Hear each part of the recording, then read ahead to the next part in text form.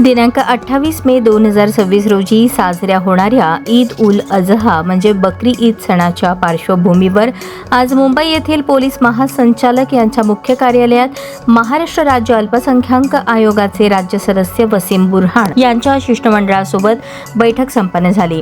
सदर बैठकीत कुरेशी जमियतचे अध्यक्ष आसिफ कुरेशी, हाजी अब्दुल हमीद, हाजी मुखलेश शेख, राशिद खान, रहीम मंसूरी, अकबर शेख, वाहिद पटेल, सुहेल खान, ताहिर खाटिक तसेच विविध सामाजिक संघटनांचे पदाधिकारी व प्रतिनिधी उपस्थित होते। बैठकीदरम्यान राज्यातील कायदा व सुव्यवस्था अबाधित राखणे, सामाजिक सलोखा कायम ठेवणे, कुर्बानीसाठी जनावरांच्या वाहतुकीसंदर्भातील अडचणी तसेच ईद उल अजहा सण शांततेत व सुव्यवस्थित वातावरणात पार पाडण्यासाठी आवश्यक प्रशासकीय उपाययोजनांबाबत सविस्तर चर्चा करण्यात आली। यावेळी महाराष्ट्र राज्य अल्पसंख्याक आयोगाच्या वतीने पोलीस महासंचालक यांना निवेदन सादर करण्यात आले।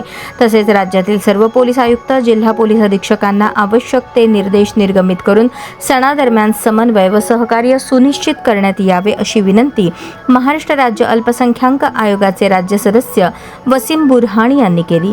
सदर मागण्यांबाबत पोलीस महासंचालक यांनी सकारात्मक भूमिका घेत आवश्यक ते सहकार्य व योग्य निर्देश देण्यात येतील असे आश्वासन दिले।